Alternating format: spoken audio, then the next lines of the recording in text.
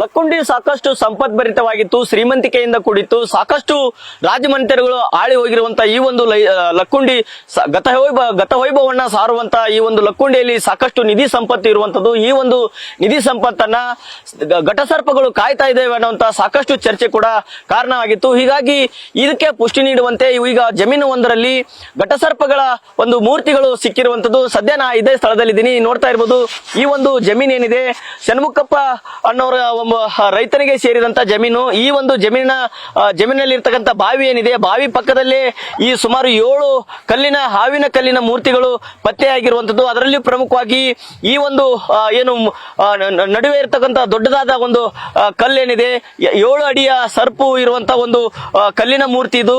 ಅಂದ್ರೆ ಪ್ರಮುಖವಾಗಿ ಈ ರೀತಿಯಾದಂತ ಅಂದ್ರೆ ಕೇವಲ ಒಂದೇ ಹಾವಲ್ಲ, ಏನು ಪಕ್ಕದಲ್ಲಿರ್ತಕ್ಕಂಥ 2 ಅಡಿ ಆಗಿರ್ಬೋದು, ತಳಕಿ ಬಿದ್ದಿರುವಂತ ಹಾವಾಗಿರ್ಬೋದು, ಒಂದೊಂದೇ ಇರುವಂತಹ ಒಂದು ಹಾವಿನ ಕಲ್ಲಿನ ಮೂರ್ತಿಗಳಾಗಿರ್ಬೋದು. ಈ ರೀತಿಯಾಗಿ ಸುಮಾರು 7 ಕಲ್ಲುಗಳು, ಹಾವಿನ ಕಲ್ಲಿನ ಮೂರ್ತಿಗಳು ಇಲ್ಲಿ ಇರುವಂತದ್ದು. ಅಂದ್ರೆ ಇವು ಏನು ಸೂಚಿಸ್ತಾವಂತಂದ್ರೆ ಇಲ್ಲಿನ ರೈತರು ಹೇಳುವಂತದ್ದು, ಅಂದ್ರೆ ಇಲ್ಲಿನ ಹಿರಿಯರು ಹೇಳ್ತಾ ಇರುವಂತದ್ದು, ಅಂದ್ರೆ ಲಕ್ಕುಂಡಿ ಏನಿದೆ ಸುಮಾರು 5 ಏನು ರಾಜಮನೆತನಗಳು ಆಳಿರುವಂತದ್ದು. ಕಲ್ಯಾಣ ಚಾಲುಕ್ಯರಾಗಿರ್ಬೋದು, ರಾಷ್ಟ್ರಕೂಟರಾಗಿರ್ಬೋದು, ಹೊಯ್ಸಳರಾಗಿರ್ಬೋದು, ಈ ರೀತಿಯಾಗಿ ಏನು ಬಾದಾಮಿ ಚಾಲುಕ್ಯರಾಗಿರುವಂತ ಈ ಒಂದು ಲಕ್ಕುಂಡಿ ಏನಿದೆ ಸಾಕಷ್ಟು ಶ್ರೀಮಂತಿಕೆಯಿಂದ ಕೂಡಿತ್ತು. ಅಂದ್ರೆ ಉಪರಾಜಧಾನಿಯಾಗಿತ್ತು, ಇಲ್ಲಿ ಟಂಕಸಾಲೆ ಇತ್ತು. ಹೀಗಾಗಿ ಇಲ್ಲಿ ರಾಜಮನೆತನಗಳಿಗೆ ಸಂಬಂಧಪಟ್ಟಂತ ಸಾಕಷ್ಟು ಅಂದ್ರೆ ಸಾವಿರಾರು ವರ್ಷಗಳ ಏನು ಒಂದು ಶ್ರೀಮಂತಿಕೆಯಿಂದ ಕೂಡಿದಂತ ಈ ಒಂದು ಸಂಪತ್ತನ್ನ ಉದಿಗಿ ಹೋಗಿದಾವೆ.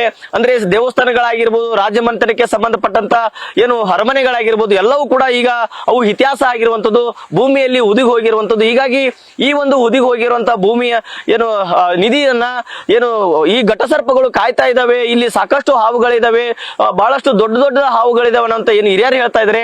ಅದಕ್ಕೆ ಪುಷ್ಟಿ ನೀಡುವಂತೆ ಈ ರೀತಿಯಾದಂತ ಇವು ಕಲ್ಲುಗಳು ಸಾಕಷ್ಟು ಕೌತುಕಕ್ಕೆ ಕುತೂಹಲಕ್ಕೆ ಕೂಡ ಮಣಿ ಮಾಡಿರುವಂತದ್ದು. ಹೀಗಾಗಿ ಈ ಒಂದು ಹಾವುಗಳು ಇವತ್ತು ಪತ್ತೆ ಆಗಿದಾವಲ್ಲ, ಇವು ಸಾಕಷ್ಟು ಜನರಲ್ಲಿ ಏನು ಕುತೂಹಲ ಮೂಡಿಸಿದವೆ.